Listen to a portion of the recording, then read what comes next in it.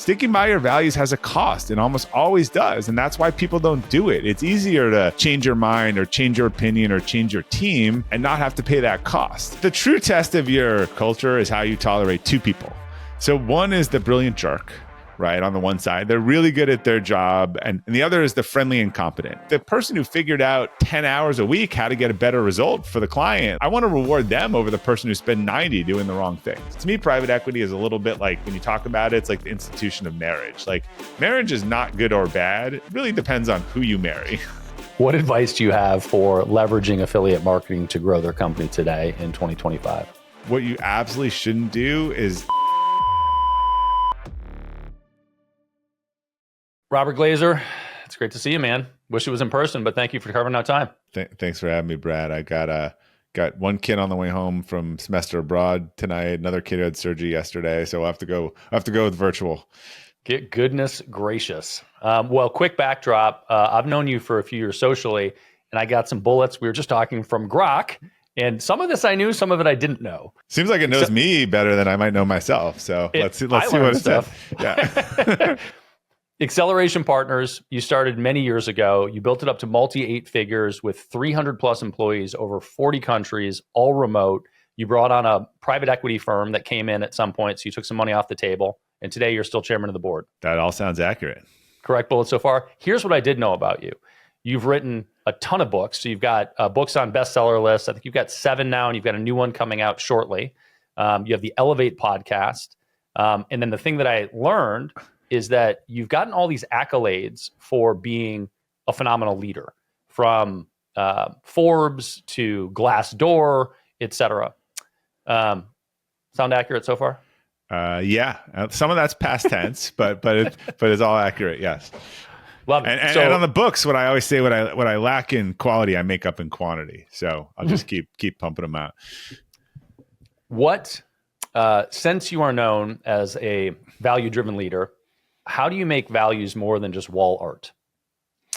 Yeah. So I spent a lot of time both talking about kind of individual values and a framework behind them. And that's what the new book's about. And I've also been asked to help a bunch of companies and organizations with their corporate values. I think, if the only expression of the values is on the wall, then that would sort of be the definition of wall art.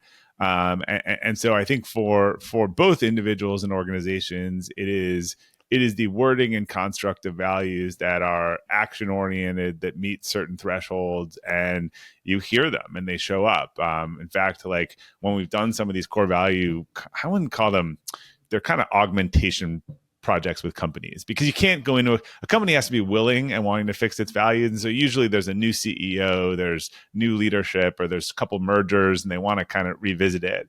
And we talk about these points of implementation, like hiring, reviews, awards, celebration, offboarding. Like these are normally, and give a bunch of examples. These are things where that go well beyond wall art. A friend of mine's company has very serious core values, and they have this baton that gets passed along each month to the next core value winner with a whole big ceremony, and then they get this huge painted parking space in the front of the thing. So look, we're all still little kids running around, and you're whatever gets rewarded, and you do more of, and what gets your hand slapped, you do less of. And that's how values work in organizations.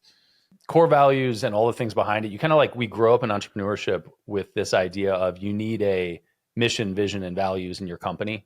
And that's how that ends up being wall art, right? Yeah. And to some people, it seems to be very effective, and some not at all. Do you think that every entrepreneur from jump needs to have clarity on mission, vision, and values in order to create the organization? Or do you do that at a later point in time? It's interesting. I think it goes back, like individuals, I think, need to figure out their values, and then they can kind of figure out their personal mission or vision, right? I think core purpose, like it's almost easier to figure out your values. Organizations go the other way. Usually the founder started it for a reason, right? They want to put a man on the moon. They want to eradicate cancer. They want to do, change marketing and move it all to performance based, or the things that we do that aren't as sexy as putting people on the moon and Right. solving cancer. So there's a reason that it started. And there was sort of ironically, the vision is the mission, right? The mission's sort of the longer term thing, and the vision's the shorter term. So I think if you're clear about those things, it's super helpful. And then you can go get those things in service of values or not in service of values. But the values in a company come out when you get sort of 10 or 15 people, and then you start to say, hey, what's the best DNA of all of us? Like, if Brad is the shining star example in our company, what is it about him? Like, what does he do and what are the behaviors? So I don't think you can do, if you try to do company values from the beginning, you're basically trying to do the founder's values. And while there should be some dotted lines, some pretty strong dotted lines between the founder's values and the company values, those tend to be a little more expansive. I repeatedly see new entrepreneurs get stuck in the minutia, and one of them seems to be this, hey, somebody told me I needed to have mission, vision, values. So they spend all this time doing it. But I love the thought of it's kind of irrelevant until you have a big enough team where you can see the values emerge or see what they are, even if it is guided by the founder in the beginning. So I was recently helping a major hospital that's going through a bunch of changes, and a new leader sort of reestablish the values for a division. By the way, this hospital has like one of these kind of core value things that, this word for the hospital, core values, that people remember the word, but they don't remember the actual values under it, because they've gotten so, people focus on rise and it's R something, or impact. I mean, like, it's catchy, but you don't even remember what the values were underneath. I was meeting with this team, and we were talking about what I talk a lot about is like, explain to me, in our projects, we ask the same question 5 different ways. That's what any good assessment does, right? I want to know the characteristics. I'm trying to like extract the DNA of like a Brad. And in this conversation, I don't remember the woman, but 3 or 4 people brought up this woman, and they just talked about like what she did. And like, they didn't have the right nomenclature around their core values, but they just knew that she embodied it. It was like the perfect example. Like, everything she did was just what people wanted to be and what they respected and what they appreciated. And so we were trying to like decode her genome a little bit, in terms of figuring that out. You were going back into it to try to further articulate and find out what the values really were, even though they had them defined. They just they had values that were, there's always a say-do gap. You're either saying things you're not doing, which is one set of problems, or there's some things that the culture really values and does, but aren't said explicitly as values. And there had been a really, leader that had really, I think, brought the culture down. A new leader came in I had worked with before for a process where he was on a board where there was a whole mess, and actually, they wanted to update their values because they felt like in the mess, they couldn't call out board members for explicitly violating the values. So they had the wrong values. And when they fixed that, one of the things we did was we back tested all the values. And like, yes, if these had been clear that these were the values, we could have sat up in the meeting and be like, Brad, this is not who we are, and you're out. So this guy ended up later taking over a division of a hospital. And so we went in to take a look at them. And I call it like an augmentation, because you're not starting over, and we say, look, you got to get on the same page about what you're doing and saying. I can't make you, if you're going to say these things, and I said it to another CEO, you are going to be held to these things. Like, if you say our value is be a team player, then someone needs to be able to call you out and being like, you're not being a team player. But I'm trying to just get rid of this mess between what people are saying or doing. And look, I get it. People are so distrustful. They've had all these terrible consultants, and I've seen their work where they come in and tell them what their values are. I'm not telling them what their values are. I'm interviewing all the people and extracting what they're saying and presenting it to the group and saying, here is what people in your organization say that they value. You probably want to make that explicit and start implementing it in some way. So you kind of cracked the egg on the rest of this question, but a lot of people look at values as sort of a fluffy, soft exchange. How do you make it tactical to implement and instill values throughout the organization, from the entry point to later on, whatever it looks like? What are the core elements that make sure that you can establish values in a company and that you're actually living to them? Yeah. So first of all, I share their skepticism. I was that person. I see these things. I walk into companies and see this crap on the wall. Famously, Enron had like integrity, respect, and humility as their values, and like as their like. But what they actually rewarded was extreme risk taking and backstab. That's actually what the culture was, right? So saying this one thing, I would say like colleges don't a big liberal arts university doesn't pretend to be in a city doesn't pretend to be a small conservative college, in a rural place. Like they understand that there's different environments for different folks rather than trying to say things that appeal to everyone. So when we talk about how does that wake up in every day in the culture, you should hear those things, right? So onboarding, do you have behavioral based questions around hiring? Do you have a cultural onboarding process? Are there stories that are told in the company about these values? Are these stories lore? When I would do our onboarding, I still do it to these days. They're stories I've been telling for 10 years, right? Do check-ins and promotions and recognition systems all talk about core values, right? Are there awards? Like we have the core value awards. My friend has that baton award. There's like a whole bunch of things like this that fall in these 6 buckets of, and when you start to show these to people, they go, like, I don't know, we've never done any of these things. But this way you start hearing it, right? I start interviewing Brad for core values questions. I nominate Brad for a core values award. I call out Brad for a decision that doesn't align with our values. It's on his check-in. When I promote Brad, it's like Brad is a star at Own It, right? Humans start to get, this is like just like dogs do. This is behavior. This is behavior good. This other behavior not rewarded. The problem in most companies is they're not. Again, if you reward 80-hour hero work weeks, you're going to get 80-hour hero work weeks. That's not ever what I want to reward. We ran a performance-based marketing agency. I wanted outcomes for our clients. The person who figured out 10 hours a week how to get a better result for the client, like I want to reward them over the person who spent 90 doing the wrong things. Yeah, I like that. I think that the notion of values from a strategic perspective, people grasp easier than a tactical perspective. And they're like, yeah, it makes sense. We want to be aligned with this thing. And even the strategic thing took me fucking years to figure out because like truly, I mean, I was in business 10 years before. Yeah, I was like, oh shit.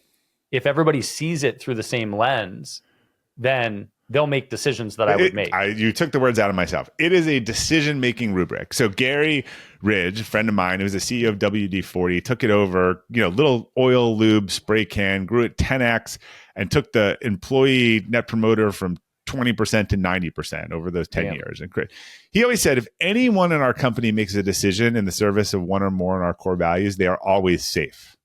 That's putting your money where your mouth is. We don't need a lot of rules. Like you can take all the combination of these core values and you should know how to make decisions. Therefore, be like super careful around values like do whatever it takes, or, and the person said, oh yeah, I took the client out to the strip club last night and we got the deal and we did that. Like technically that's do whatever it takes. So you got to be really careful. You got to be willing to let, say pretty much anyone who behaves in these ways is okay. Yeah, I like that a lot. That's a very hard one for me to basically forgive decisions that are not optimized because they did fit the values. And to me, like what I heard there is, as a leader, maybe it's your opportunity to reevaluate the values and how you're managing if people are making decisions within the construct of your values and they're still not the decision that you want. Yes. I think if they are making decisions within your values and you feel like it's consistently not producing the right outcomes, and you probably value something you're not saying, and you're probably saying something that you don't value. Yeah, that's awesome. So the tactical side of this, where like the rubber meets the road, you mentioned a couple of things that I like, and I want to try to find a couple more. But one is through onboarding. Are you asking the behavioral based questions is the way you framed it, but questions that are going to uncover the values? The other is you mentioned lore and stories, and that one's an interesting one to me because I think some of those self-present, you'll find them, but they're also things that you can go find. And I'll use the term architect, but really like, be an archaeologist, like uncover people that are showing them. And that's a really good way to demonstrate stories sell, right? And then you talked about awards. Are there other areas that you can think of that people can implement quickly to, highlight their core values more, get more buy-in from the team? Well, let me look back. I'll look backwards because I think your detective is. So if you do something like a core value award and you make peer submissions, you're going to start getting all of these stories, right? That people are telling you about how they lived these values. And I don't know whether you do that monthly or quarterly. We just did ours at our annual thing. It's like an Oscars award ceremony. They're peer nominated. It's hugely emotional. The past winner gives it to the new one. Like it's a big deal to win one of the core value awards or the core value. There's a core value all around award too. And that's pretty awesome. You can also do something like easy as a Slack channel where you have like a cheers channel. And in ours, it's coded that when people put something in there, they tag it with one or more of the core value. So there's an organic channel that's literally getting filled every day with people saying like, shout out to Brad, who totally, like, one of our things is Own It, who totally owned it yesterday on that client call. There was a problem. He told them he'd fix it. He was a boss. He just, totally owned it. So those all go hand in hand. Back to the interviewing. Look, if you get the core values wrong, the person's dead on arrival. If you get the capability to do the job wrong, you might have one more chance if there was a different thing in your organization that they were good at. So all of our interviews were split between behavioral-based questions around each of the core values. I've worked with Jeff Smart. He's like the top interview guy in the world. I think he's down near you maybe, or Nashville. And Jeff says, ask hypothetical questions, get hypothetical answers, right? So Brad, like, how would you handle this, otherwise? So, we probably have a bank of excel and improve is one of our core values. I know there's a question. They haven't let me interview anyone for years, but it's a question like, Brad, tell me a time in the last couple of years when you've taken a course or gone back to school or done something or done a training to get better at something. If you're crickets over the last 5 years, you're not our definition of excel and improve. Our people are always learning something, getting better. It doesn't matter whether it's cello or black belt or a language or otherwise, right? They are a learner or an improver. Own it. Like, tell me about a time when you were given responsibility and you blew it, and what did you do back then? That's Jeff's whole thing, is back then. Oh, well, back then I screwed the pooch on this thing, and it was Barry's fault, and it was Jenny's fault, and it was like, you can when people tell these stories, you can hear what you want to hear. So we always give when I do projects to help companies with this, I give them sort of a forced negative question too. Tell me about a time when you didn't own it and what happened, right? So if you filter in 2 or 3 of these across 3 rounds and then have everyone get back at the end and say shining star or not shining star example of the core values. Those are all really good examples, because I think when people think about interviewing, what you ask, why you ask it, what outcome you're after, can be murky for many entrepreneurs. And I mean, as somebody that's interviewed thousands of people at this point, there is no question I fell on my fucking face a lot. And even still, I find myself periodically in an interview like wanting to socialize more than ask productive questions. And if we're not listening more than we're talking, and I am like the number one guilty of this. In an interview, awkward silence is your friend. We often jump in to rescue the person, or you didn't really mean that, right? So Jeff has a famous story of, get a little off track here, but this is worth telling, of the $3 million slap that I told in one of my books, where he has these 2 questions, and then what happened, and tell me more. And then he's just quiet, right? So this guy, sales guy, gregarious, he left this company because of some unreconcilable differences with the founder. So a lot of people would say, okay. And Jeff goes, okay, well, then what happened? Well, I was in a board meeting and we got in a fight and he made some comment about my numbers not being there. Tell me more. Again, pausing. Well, when he said that, I ended up calling him a name, that's an abbreviation of his first name. Yeah, interesting. What's his first name? Richard. There's 3 more of these questions, and what you learn is they ended up back in the CEO's office after the meeting, screaming at each other, and the guy slapped him across the face. And even Jeff asked, was it like a closed-handed fist or like an open-handed fist? And so it was a $3 million slap because this guy lost all of his stock options. because of this irreconcilable differences. And he also found out that he was a hockey player and led the league in penalty minutes. So most people would have given up like 9 questions before Jeff did. Yeah, well, I think that's first of all hilarious, and I have actually heard that story before. Yeah. Second, I think that there's outside of that's a great takeaway for interviewing. It's also a great takeaway for life in general. Yeah. Which is if you stay curious, you're so much more likely to get to the answer or to get to a productive answer than if you breeze by to the next thing.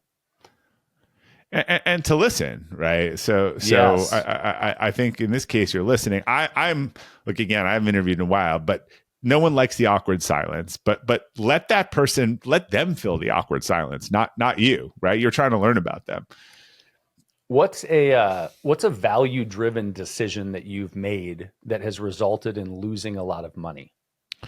Great example. So a few years ago, we had a client who we were super happy to get. It was a marquee name client. And like many of the marquee name clients, enterprise clients you get, they were just terrible to deal with. Constant turnover, horrible to our team, shifting expectations. And we just had company turnover on that team twice that was normal. So we kept restocking the team and doing this. And then finally, we're in a leadership team meeting and it was $1 million a year client. And we were coming up for a renewal. And someone's like, look, the elephant in the room here is that this client does not embrace relationships, which is one of our core values. In fact, they just burn through our team. And people don't want to be in this account. And we can tell ourselves all the things we want to tell ourselves, but this company violates our core values. And so we decided not to renew the account. And yeah, it was painful. It's painful to lose $1 million. We weren't like $1 billion company. It was meaningful. But I think we just felt like that wasn't sustainable either. But I will tell you that the trust and respect we learned from our team, where we said, hey, we are moving away from, it was kind of the elephant in the room. We are telling this client, no, we don't like how they're treating our team. We are going to take the hit. We'll figure it out. We'll move on. Otherwise, I think people were pretty surprised by that. It's got the thing that people don't understand these days, and I hate to say kids these days, but particularly a lot of these virtue signaling, protesting, like sticking by your values has a cost, and you often have to pay the cost. And what I see these days, people are they just can't believe when there's actually a cost to what they're doing, and they're outraged by it, and then they want to make themselves the victim. Like, we didn't make ourselves the victim in that case. Like, sticking by your values has a cost, and almost always does, and that's why people don't do it. It's easier to change your mind or change your opinion or change your team and not have to pay that cost. We've let a whole generation kind of get away without understanding cause and effect and consequences, and I just think it's setting them up for failure in the real world, as we're starting to see. I think that having conviction and integrity in your values, i.e. yourself, allows you to feel good about the cost, as opposed to have it be painful. That's actually an excellent point, right? I bring up because a lot of people try to compare some of the things today to civil rights. And the example I brought up, and it was like, look, Rosa Parks knew she was going to get arrested ostensibly when she did this. And that was sort of, she didn't fight getting arrested. She actually wanted to show that law and her arrest itself were so ridiculous that people would be outraged by it, and that that they would drag this woman off the bus. People mistell this story today, and they mistell a lot. The people in the civil rights paid heavy costs. What they hoped was that as people looked at history, they would say, you paid that cost, but you were on the right side of history. That has been lost in a lot of the fake advocacy, today, where people, they don't want any cost, and they're shocked when it comes for them. Because as you said, I don't think they really believe in it. If they believed in it, then the consequence would be worth bearing. Okay, so the value driven thing, the values in a company, this ties greatly into the next part of this, which is you have hundreds of employees and they're all remote. Yeah. So that sounds like before COVID. Well, that was actually going to be a question. But so you chose to build a remote team. What sparked the decision to be remote first? It started.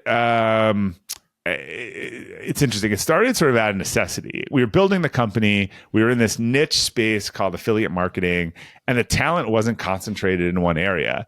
And we were hiring experienced people. That was sort of our playbook. So there was a little here and a little there. And I think we said, oh, let's just go grab the people where we get them. We had a lot of moms, and they were super appreciative of the flexibility, and actually gave them an opportunity, working moms to have that flexibility. And they were incredibly loyal. That was a lot of our early customer base. And we were like, yeah, eventually we'll get offices. And then it just sort of became part of our culture, this notion of, and this is where people again get it wrong. And we struggled after COVID because everyone sort of copycatted on the outside, but not the inside. Which was, our culture was about freedom and flexibility. You got a lot of flexibility, freedom and accountability. If you were accountable, you got a lot of freedom. If you were someone who did your work and got the results and didn't disappear and whatever, then people gave you respect, and you could have that flexibility. You could have freedom and flexibility. That's great. A lot of people came in excited about the freedom and flexibility, but sort of missed the accountability piece of it. And that was not okay. So that became part of our culture. Honestly, we had Fortune 500 clients. We were like hiding it. We called ourselves distributed. We get all kinds of we won a best places, 25 best places to work awards in America from, I think, Forbes. And actually the write-up said, and apparently Acceleration Partners is a great place to work, even though they don't have one. So they were like sort of in disbelief on this. And then COVID hits, and like, I'm writing books on remote work, and suddenly everyone knows how to do this. I had fought with people for years. Like, how do you know your people are doing any work? And I was like, well, look, we have these dashboards. We give each person the same number of accounts and the same amount of revenue. And if our clients say they're really happy and their programs are growing with us, like, and somehow that person's not doing any work all week, like, I don't know, like, Godspeed. Like, it just seems like we focused on the outcomes. We were in an outcome oriented business, and people were like, it would never work. And then of course it worked for a lot of people. But then again, to the virtue signaling, I don't think they really believed in it. I think they wanted to get employees, and they were reaction. We lost a lot of employees. I would say the employees we lost, half of them were onto new jobs in less than a year later, because they were told, oh, you can go work remote, Brad, and you're in Northern Pennsylvania, right, for us. And the entire team is in the office in San Francisco, and there's no systems and stuff designed to really do that. Everyone in our company was on the same playing field, because while we were distributed, we had very specific hubs and locations you could be in, both for practical reasons about getting to the team and connecting them, but also for socialization and clients. We didn't want people sort of everywhere. And I think a lot of companies started to just mimic the thing to get talent, but they didn't have operational systems to support it. And then they're all quitting on it and going back now. So we're gaining that advantage back again. But it was actually hard for us after COVID, because people were reaching out to our employees. They were promising, the same surface level thing that we provided, and they were throwing a lot of money at them, which people did in the Great Resignation. But it's not until you leave, someone was asking me for job advice recently. I'm like, look, what the company's not going to tell you is that they have 4 months of cash left in the bank, right? That's just usually like, there was someone we lost. They gave them like doubled their salary, and then they were like, the whole company was upside down 4 months later. So, I'm about like, you learn things over the long run about how someone behaves and how the company's been through a few cycles. It's really hard to tell in a fury how things are going. And I think we're moving from an era where there was more, I would say, employer abuse to more employee abuse. And I don't think either of those is great, but it's an unfortunate pendulum. Well, you said a couple of things that I think are really worth highlighting. And the first is that your remote culture worked because there was a culture, and it was driven by the values that set the container for what it meant to work remote for your company. And specifically, you said freedom and flexibility with accountability. And I had somebody recently that I was interviewing say they didn't like to be micromanaged, which, by the way, is a weird thing to tell your employer when you're getting interviewed. But I heard it and I thought, that's interesting. And I said, well, listen, we have a high visibility, high integrity, high accountability environment. So as long as you're getting your things done, you will not feel like you're micromanaged. If you're not getting your things done, you can count on your manager holding you accountable to get that done. And you might feel like that's micromanagement. It's really you just not doing your job. And so I think the value-based Did they side run of this, or did they take the job? They took the job. And so we'll see. There were some other litmus tests that went on in addition to that.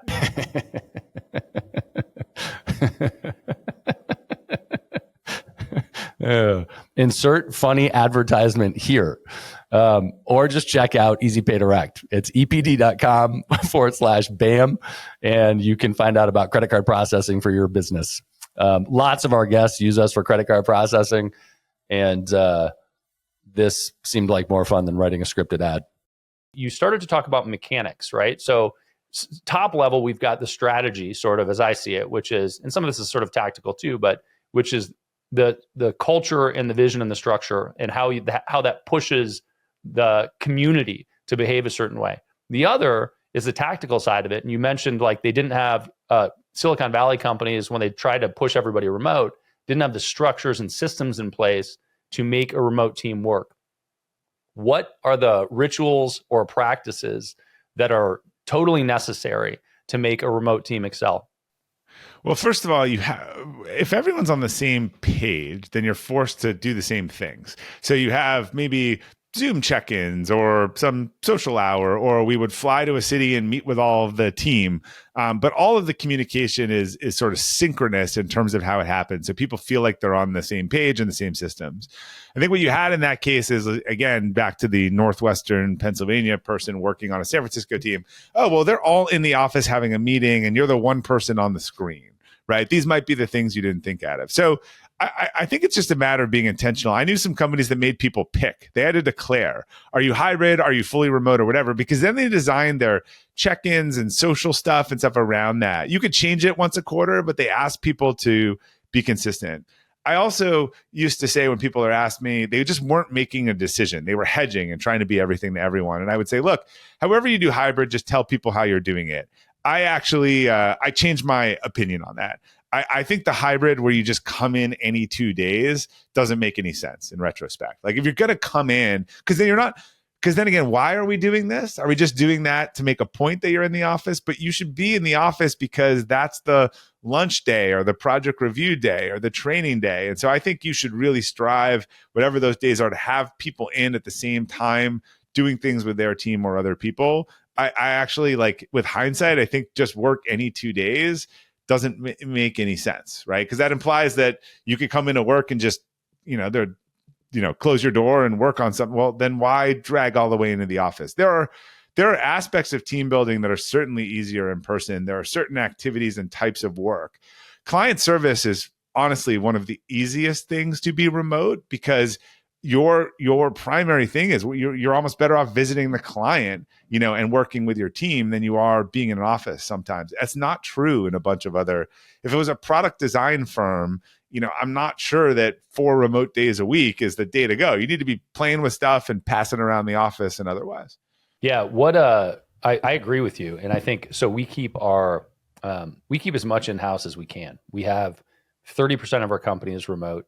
My preference is for everybody in-house, and speed of communication and clarity of communication is better in person, or seems to be better for us in person. You walk over to somebody's desk, you can clear something up really quickly. In a situation where you would otherwise have to open a video chat, which seems intrusive or seems like you're scheduling a meeting or something, tempo moves quicker. What are the other tools? And I like what you just said, which is if there's one random person on a screen and the rest of the meeting is in person, they feel isolated. Yeah. What are the other mechanics of a remote team that make it work? If there are any that you can think of. I actually think regular get-togethers are important. So one of the reasons we had people in these hubs, the airline strategy, is because leaders from the company would go once a quarter and have a hub meeting, and they would meet with everyone, and the team could get together for stuff, and we could travel to events. I think having a big in-person annual meeting as a remote company is important. So it doesn't become about saving money. We just did this a week ago. Like, we could afford a lot of office space for bringing 300 people to Orlando for the weekend from all around the world. But it sets the culture. it's those late night discussions or having a drink or getting to know someone. Like I had a couple conversations sitting outside, during cocktail hour with someone that they never would have come up and talked to me about. They said they commented on something I spoke about, and I said I'm happy to answer your question. So, I actually, for someone who runs an all remote company, I believe in getting in person. We just get together in person in different ways. Our 2-day quarterly offsites with a leadership team, also essential. Again, they're done in a house, 10 o'clock at night, sipping a glass of wine, playing a card game. Like that's where the connection and the bonding happen. Yeah, I couldn't agree more. We touched on it really briefly, but do you hire differently when you're hiring a remote person versus an on-site person? Are there different questions you're asking? Are there different traits you're looking for when you know they're going to be remote? Yeah, I think you want to, if the person would really rather be in an office, right? If this is not a core value proposition of why they want to work remotely, that's a little bit of a red flag. I like, again, whether it's a working parent, someone who likes to travel and be a vagabond, someone who's a competitive athlete and wants to travel. If that flexibility is not in their top 5 and they would rather be in an office, it feels like you're trying to put a round peg in a square hole a little bit. And I think there's some how people work, their independence. We have this own it and embrace relationships as values. We talk about that combination as something called interdependence. And you can see this in our company. We need people, because of the fast acting client service thing that we do, to be able to act quickly and be willing to make decisions, but they also believe that they're better as part of a team and they want to be a team. This is not a company of lone wolves. I had a guy reach out to me. He was really struggling with his team and hybrid and remote. And this one person was like, look, I don't want to come to these things. I just want to, there's this notion these days, I want to do what I want, when I want, and how I want it. Right. Like that's not and I was like, he's like, what do you think? I was like, what kind of culture do you want? If you want a free agent-y culture and it works with your company and he's good at his job, great. The real test, again, your values have to cost you, is if you say, Brad's actually good at what he does, but he doesn't want to integrate with the team. And this is not a good example. And so I need to part ways with Brad because Brad is not willing to, that's what I said to him. What kind of company do you want? Do you want a cohesive company or do you want a bunch of free agents? There's not a right or a wrong answer, but there are logical consequences from going in either of those directions. Yeah, that's beautiful. I believe that to be true with almost everything in life. There's not a right or a wrong answer, but relative to the outcome that you're after, relative to the outcome you're after, there's going to be a consequence. Right. I was on this was 2023 and I was on like a panel, or right after COVID 2022. It was like 5 people for this big online event. It was like, what do workers want? And everyone went around and, the 4th person was like, I think people want to work the trends for the next year. And I said flexibility. And someone said, workers want to work what they want, where they want, and how they want, on what they want and where they want. And I just couldn't leave that alone. And afterwards, I'm sorry, I need to, I got to comment on that. Like I understand that that's what workers want, but that is not how you run a business. And being on a team by its nature involves sacrifice. As someone once said to me, imagine a college kid walking into, Nick Saban's program in Atlanta and be like, look, I got my own style and I'm going to do this how I want. They'd be like, hell no, you're out of here. Like we have a culture and a playbook. So that individualistic attitude, that's not it. Look, if you want that, you can go start your own business. You can drive for Uber. You can do DoorDash. Like that is a free agent mentality. And while businesses use a lot of contractors for stuff these days, I think you have to be really careful about being on a team is inherently a sacrifice. Yeah. You can be an independent salesperson doing that. We actually take our contractors through a very short form training that also aligns values, who we are, what we do, how we operate, the language that we use, et cetera, for that purpose, because we don't want to have contractors involved. And I say contractors, I don't want vendors, marketing agencies or other agencies involved that don't have that alignment either. Yeah. No, for sure. I mean, it's if you have the culture set of who you want to be, how you operate, what you believe, and you bring in a third party that's very good at what they do, but they're totally misaligned in how they communicate or the choices they make, it's horrible. I mean, the true test of your of your culture is how you tolerate two people. So one is the brilliant jerk, right? On the one side, they're really good at their job, and the other is the friendly incompetent. Everyone loves this person, and man, do they disappoint over and over again. I think people make more mistakes with the friendly incompetence than they do with the brilliant jerks. Brilliant jerk is usually in sales. Like that sort of is the one that, because it's so tangible, their outcome, that people put up with it.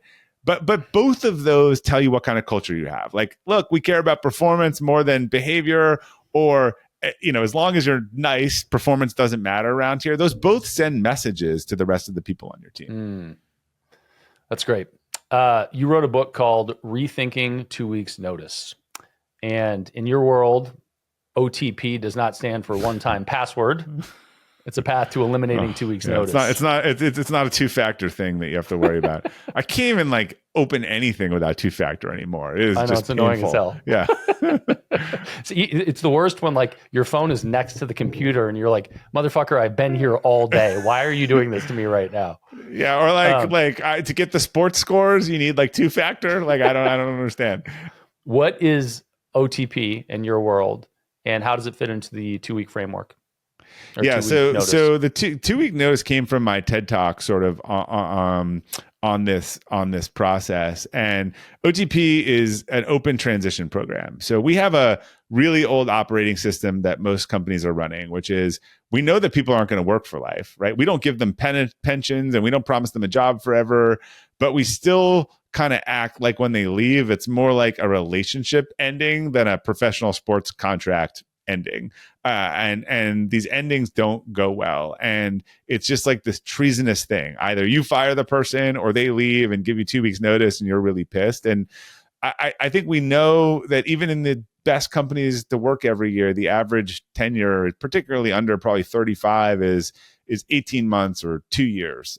So let's just embrace this. Let's have these open transition programs, which means like if I'm starting to sense it doesn't work, I sort of say, hey, Brad, like this doesn't seem to be working. I address the problems and I say, I don't need to fire you, but like maybe join this transition program and you start looking for a job and we start looking for your replacement, and we'll give you a couple months. Or conversely, you come to us and you say, look, I really want to do something new. I want to start interviewing. And so there are people working there. Just like sports, there's people finishing out, and I don't get like they're finishing out a free agent contract. They're not signing. They're trying to win basketball games. They want to look good, right? They want to go forward. And I just think business has this opportunity to stop this, move to sort of like a no-fault car accident system rather than the way that these relationships end. Look, they're bad for the employer. Like, angry people or people that are blindsided or whatever, they go right to Glassdoor and they trash the company. They're bad for the employee. They might not realize it, but look, if you're any decent at hiring, you should be doing Black Channel references, right? I look and I see that Brad knows Cindy. He worked with Cindy before. I call Cindy. I don't ask Brad about Cindy, right? So employers get these calls years later, and they're like, "Oh yeah, Brad, he left us high and dry. Like I mentored him." Like a bad ending can ruin everything. Like you were my mentee. I menteed you. You leave suddenly. They ask you to go to the job quickly. It's 10 days. I'm not feeling great about that. And then someone reaches out to me 2 years later. How do you think about Brad? And what I remember is the ending. So the whole process to me is broken. We're running a really old playbook, and we should realize that people are going to leave our organizations and design a more healthy way for them to do that. That's awesome. I like the reframe on that. I think that, both from it's interesting because surface level, when I think about values, or when I hear people talk about values, and surface level, when I hear somebody say something like unlimited vacation or no 2 weeks notice, I sort of the seed that gets planted is this fucking new age bullshit. And I'm like, yeah, okay. And it's soft and fluffy and airy, and I hate it. And I love it when somebody has, because they don't really believe in it, right? It's just they're virtue signaling or trying to appeal to that. Yeah, that's what hits me in the head anyway, right? But I love it when somebody can give me the logical construct and rationale behind it and say, no, this is a better approach, and here's why. And I think you just did that, which is awesome. Yeah, and look, it came from, I was running a company that was trying to have a great culture, and people would leave and give us 2 weeks notice. I'm like, this just doesn't this feels wrong with what we're trying to build, but it's the only thing they know how to do, is what their parents told them to do or otherwise. So if we're going to change it, we got to really make a big deal to change how people behave. Do you have that framework structured? Do you give it out? Is it hidden within your company? No, I wrote the book because I took the whole framework that we did, and you can read half the book for free on my Substack, on the Friday Forward Substack, or it's like $5 for the ebook. But people ask me about it a lot, and my motivation after I gave the TED Talk and just write the book was like, you can have, if you're willing to do this, because I think it's a better way, and that's my purpose, to share ideas that help people and organizations grow. Like, I'll open source the playbook for you, because I know that so few people are willing to do this. That if you want to do it, I had people who just watched the TED Talk and were like, I tried this and it's so much better, and they didn't even have any of the details. So the book is literally the playbook for anyone who wants to do that. That's awesome. Well, I'll link it for sure. Okay. I love the idea. The other framework that you have is the capacity building framework. Tell me about that and how that fits into the rest of your ecosystem and business building. Yeah, the capacity building framework came because I wrote a synopsis, a sort of summary book of my Friday Forwards that was like 52 of the best Friday Forwards, and all the different publishers rejected it because they were like, yeah, it's a compilation. And then I found an agent who was like, yeah, it's a compilation, but clearly these stories and messages are resonating with someone. So like, what is it? What's the message behind it? And I went on like a year process to deconstruct these and say, what's the meaning? And I realized that how I improved my life was basically the same structure we were using for our company, and that was growing the organization by growing the people. And it fell across this framework called capacity building, and these 4 pieces that kind of go in a logical order: spiritual, intellectual, physical, and emotional. And I think this is the framework for how we get better. And you need to have all of those kind of working in tandem and growing, and the ball gets bigger and rolls faster. And if a couple of them get out of whack, the ball goes all over the place. So I used that as sort of a personal development framework, and we used it as an organizational development framework. We helped our people figure out their core values, what they were good at, what they wanted to do, which meant some of them left, which was fine. We helped them get better at things like thinking about morning routine and budgeting and planning and execution and discipline, because these are all holistic qualities. We first tried not to make their physical mental capacity work, and then encouraged them to do, you're running a triathlon, go train at 1 to 2 in the afternoon. If you have everyone on your team who's running a marathon or triathlon, like, let them go practice. They will be in peak mental and physical, performance while not they are in Texas in the summer, that. Buddy. Not in Texas in the summer. They might be dead in Texas in the summer. So in the winter, they can practice. And then emotional capacity is like relationships and the people you connect with, and focusing on the things that you can control, and psychological safety. So this is just, I think in the terms of used in energy, but to me, this is anyone who's working on all of these things is getting better. They're growing their capacity. We've had the ZERP era is over, where we grow the company and burn out the people. Like, everyone's too fried. They're too kind of stressed. The way we're going to get back to growing companies is growing the people along with them. Yeah, I think all of this works together, right? So having the right culture and structure that encourages that, having a framework to facilitate that, goes hand in hand also with your OTP structure, which is, look, as we help develop you, which will make you a better employee while you're here, it might also make you a better person that realizes that you don't fit in this value structure anymore, in this culture anymore. And maybe that means you should go somewhere else, and we will create the path for you to leave. And by the way, if that was the case, because it's more of the edge case, but people always ask me about that. If I help people figure out their personal core values, might they realize that this company's not a fit? Like, if that's the case, you're having problems already. They're going to get worse. You'd be better off that person did you the favor and opted out, rather than you firing them and dealing with severance and stuff, a year down the line. So I want to back out and talk about the growth of Acceleration Partners. So sure. Affiliate marketing. Some people, I sort of grew up in sales and hardcore sales, but then I found marketing, and I specifically found internet marketing. And that used to be like a category of things, right? Now all marketing is sort of internet marketing, but the internet marketers in the early days, like early 2000s, a path that you could go down was just affiliate marketing, which there's there's some people look at that and it's a dirty label. Some people look at it. It's dirty. I mean, my book, Performance Partnerships, the whole chapter was like, I was like the self-deprecating lawyer. I'm like, yeah, all these things you heard of true. And yeah. Okay. So I want to talk about what affiliate marketing is and what the agency was, because I think that there are tons of lessons in there, but let's start with that. Yeah. So the affiliate marketing is very simply, it's kind of a financial relationship. So instead of getting paid per impression or per click, you the publisher take on the risk, you market and promote and have access to a company's catalog of products, and you get paid on a performance basis, whether something sells or there's a lead, or technically it could be a click. And so the model is great. For the brand, they just put out what they're willing to pay, and they pay for their marketing after their sales ostensibly. And for the publisher, they get a lot of control and access to all these brands. Let me say that without those labels, because publisher and brand get confusing for people. So brand being some company that brand sells some is Adidas, product. and publisher is a shoe blogger or influencer talking about sneakers. Perfect. Yeah. It's a great point, because they get thrown around, and I agree, they are confusing. So that's the simple thing. And publishers are always innovating. They were the first to figure out paid search. Then they figured out SEO. My bet is they're the first to figure out AI. And so it's like recruiting a whole bunch of people into your marketing marketplace that are trying new ideas, and you're paying them all on spec. So that's great.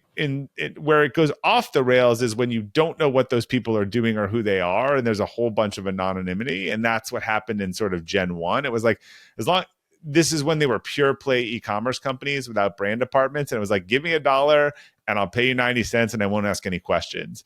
As the large brands started to come in, they got increasingly uncomfortable, and for the right reason, because they already had existing customers and brands, and not understanding what people were doing. And a lot of affiliates got really smart on how to find customers that were already in the buying process, already shopping, a lot of coupon, a lot of loyalty, and kind of being non-incremental. So it had to get back to its sort of basic roots of, hey, this is a partnership. I know what you're doing and who you are, and I help you, and it's transparent. And the best programs in the world all moved away from what I call the don't ask, don't tell phase to the, we need to know what you're doing. You're a licensee partner of ours. But can I recap that real quick? Go for it. What I heard is there are two major problems in the affiliate marketing space. The first was affiliates, which are people that are basically have a commission program with the brand, and going out there and gaming the system. So they're like, basically, this buyer's already in your pipeline. They're already going to convert. And so I'm not bringing you a new buyer, which is the hope as an affiliate. I'm going to game the system. So I'm taking the commission that you would have gotten for yourself. That's correct. Problem number one. Yeah. Problem number two is, and you didn't hit on this really hard, but I know it's there, which is message misalignment with the brand, and specifically with a large brand that has a concrete framework around who they are, how they talk, what the brand is. You've got these affiliates out there that can say whatever they want as long as it gets the click to get the sale, which means your marketing message is shot. Yeah. So pets.com in Internet 1.0 didn't have a brand department. And if you sold dog food, they didn't care how you sold it. In Internet 2.0, we'll go back to Adidas. Adidas had a brand department, and they were not comfortable with, the messaging that people were using, or the mismessaging, or the off brand, or how they were sending newsletters. And so the folks who oversaw these programs started to ask some hard questions, and they didn't love all the answers. So how did Acceleration Partners come into it, and how did you grow it? So part of the problem at the time was that the networks, the major networks, which were kind of Linkshare and CJ and otherwise, they were basically the platform that you use and also the agency. So it would be like having Facebook being your social agency or Google being your search agency. They're not really kind of focused on yield or performance and incrementality. They're going to be like, you can buy more clicks. Like that's just obvious. And so we kind of came in and we were like, you should not have networks managing your program. This is where the problem is. They're not telling you this affiliate's not valid. This affiliate is low quality, because they're literally getting paid on this. In fact, they had this perverse incentive that if their compliance department took someone out of a program, they would lose money because they took a percentage on every sale. So we kind of came in and we thought there could be a more white glove, independent service provider to these large brands who cared about their brands, who didn't believe in the don't ask, don't tell, and believed in knowing who the partners were and much more transparency. And it seemed crazy at the time, but as more of these brands came into the market, as more of them started to decouple their service in the platform, they increasingly trusted us with their brands. And we've been trusted with some of the biggest brands in the world to manage and run their programs. Is Acceleration Partners solely enterprise, or do you work with smaller companies as well? We do have like one product, but we are mostly enterprise. A lot of friends who call, like we are set up to manage complex, fast-growing programs that are global or want to be global, or multiple product lines and languages. That's really our competitive differentiation. So yeah, we are mostly in the enterprise realm, and there's a lot of different ways to make money, but it really helps to focus on doing one or two things really well.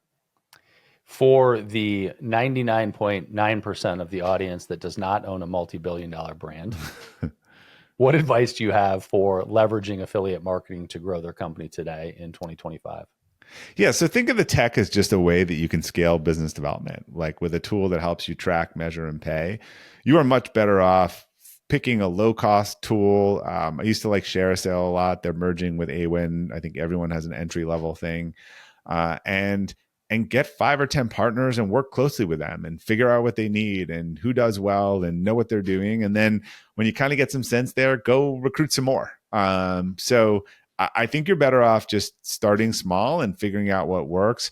What you absolutely shouldn't do is do a set and forget it program. Do not just leave it open. There are a lot of nefarious affiliates and partners out there that have all kinds of new tactics to try to take your current customers and get credit for them. If you just auto approve and let people join your program, it will be filled with crap before you know it.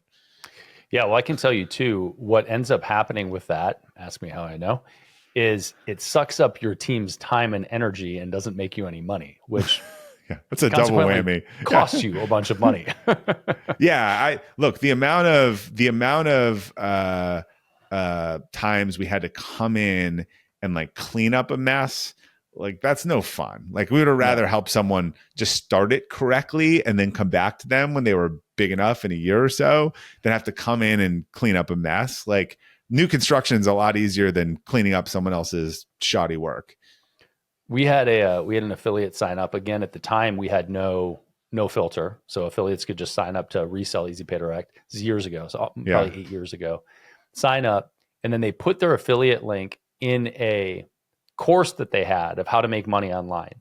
And the instructions they gave these people, the buyers of the course, was to open the phone book, open the phone book and just put business's name into our step 1 of our online application. Because then our sales team would call them and follow up and be like, hey, you wanted a merchant account.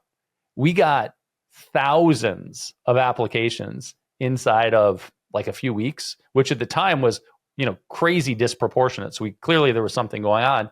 But of course, none of these were opportunities. None of them were even leads. They were just random names that somebody put in. So that's like the far end of the spectrum of ridiculousness. It's not more typical than I've seen, but tends to be, again, people, what happened was you open a program and it's easy money and it works quickly and you don't need a lot of effort. It's like the tooth fairy. And so you do that and then, oh yeah, look at this. But but nothing's that easy. Right. And so that's the moral of the story. There's got to be a catch. Yeah. I think the bottom line is that you need to nurture relationships, period. Yeah. It doesn't matter what kind of relationship it is. Relationships will not grow unless they are nurtured. I couldn't agree more.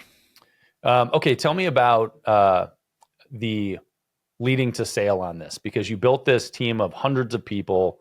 And at some point PE came in and gave you some money and you took some money off the table. Did you deliberately build it to be able to sell it? Did PE stumble across you? What was that relationship like? No, I actually didn't know what I wanted to do. And look, COVID was our deal was at the end of 2020. COVID was incredibly scary. I think a third of our business went away or froze up and told us they'd pay us in 9 months or whatever it was within 30 days. We turned it around. Ecom obviously had a crazy year, and we were kind of back on track and actually growing pretty fast. But with that I had bootstrapped the whole thing for 10 years. And, when you're growing like that, as you're always doubling down. Whatever your tax return says, that's not your money, right? It's going back into the business and the growth. And you sign these enterprise clients and they're great, but they pay 90 days later, and your employees prefer to be paid, when they show up to work. So it's funny how that happens. So you're constantly reinvesting. And look, I used to have I think it was like a $500,000 or maybe like a $2 million line of credit that was basically secured personally and by my house. And that was sort of our emergency. And we were big enough by the time we got to COVID where I was like, this used to last a year and this might cover payroll for like 2 months now. So I felt like I was living in this house that I couldn't necessarily even afford. Like your rich uncle gives you a house and you got to pay the tax bills and the maintenance or otherwise. And it just felt, people were kind of constantly looking to me, well, what do we want to do next? And I was like, look, after that, like, I want to just like take it easy and harvest for a little bit. Like I need to get some of my investment back, but people sort of still wanted to grow. So we had been in some conversations, and I've given a couple of presentations on M&A recently. I ended up selling a different company too called Brand Cycle around the same time. And one of the things it shows is like markets have their moments, right? Where things are coming together, there's consolidation. Consolidation is inevitable in almost every industry. It's pretty natural and it's inevitable. And when your industry starts rolling and people are interested, those are windows. And people that missed that window in 2020, they have probably fewer opportunities today. So someone said to me, look, when your industry starts rolling, you become a roller, you roll in or you get rolled. And so we saw that consolidation starting to happen, and we wanted to be the platform, and we had a bunch of ideas, and none of us had built a business this big before. So if, a lot of private equity, there's a lot of, I think negative talk. I think some of that are focused around buyout. To me, private equity is a little bit like, when you talk about it, it's like the institution of marriage. Like marriage is not good or bad. It really depends on who you marry. And so your partner, growth stage private equity is not about squeezing costs out of your business. It's about growing the business 20% a year, finding additional services to pull in. And we're like, this would be fun. It'd be fun to have a partner that has the capital resources to do this, that has the wherewithal. None of us literally have ever grown a business this big before. And I think knowing what you don't know is helpful. And it also allowed me to bridge that gap of growing the business without having to be the one funding it. And so the partner was right, the timing was right, everyone was excited about it, and we did our due diligence, and they've been a great partner almost 5 years later.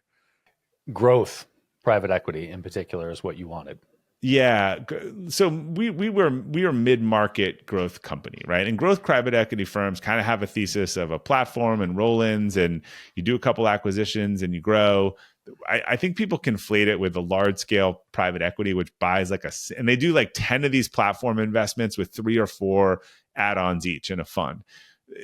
People confuse this with a large scale private equity who buys a public company and strips the costs out of it. And, Blue Star Airlines, out of, what can I think of the movie now? Wall Street.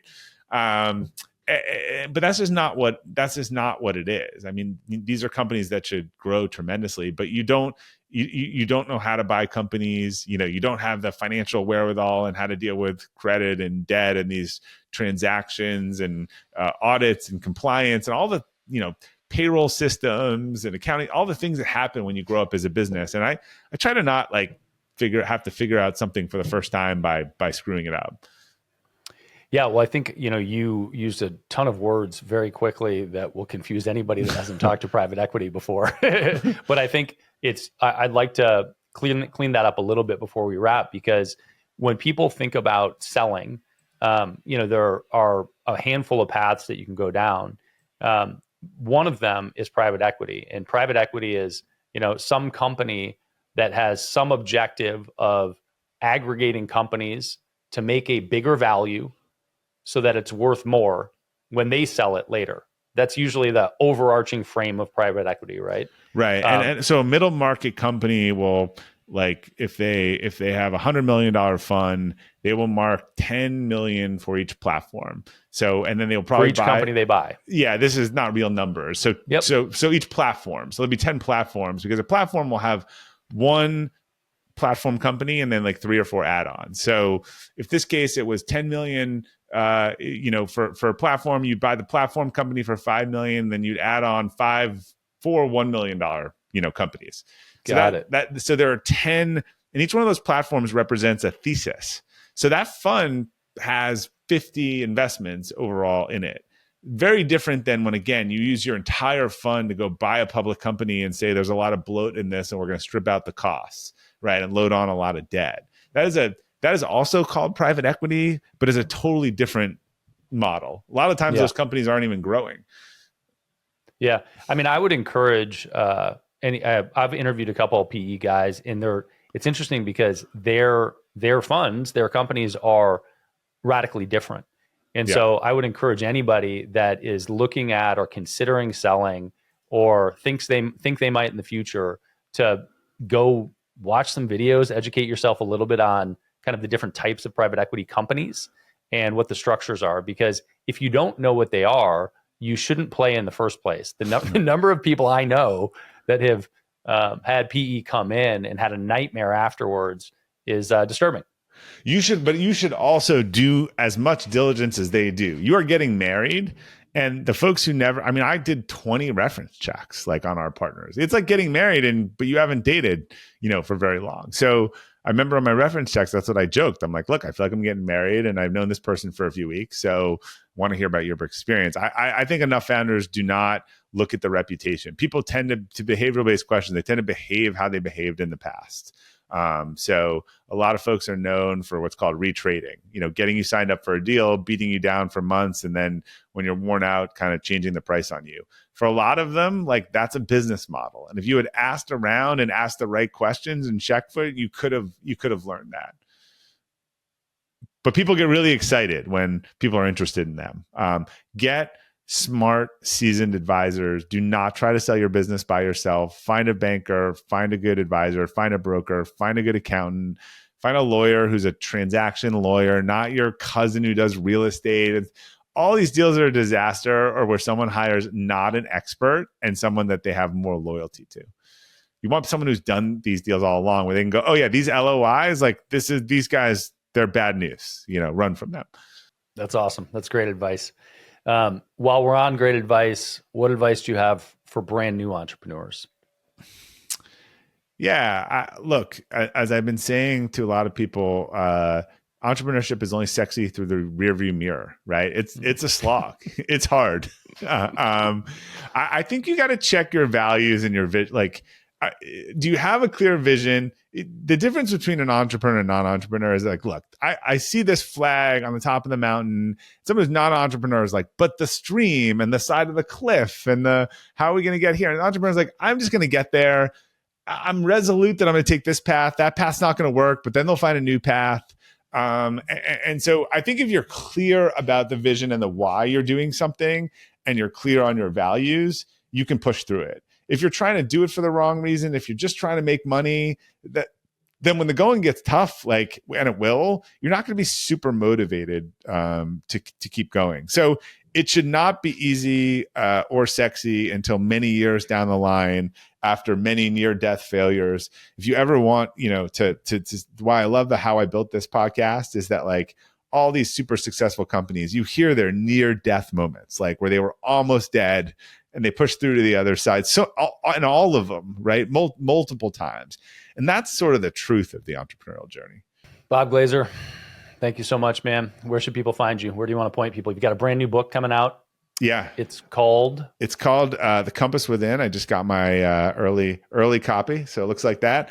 Everything's at robertglazer.com. You can sign up for my Friday Forward newsletter, which has like 150,000 subscribers all around the world. It's a couple minutes every Friday. Podcast is on there. Books are on there. It's robertglazer.com.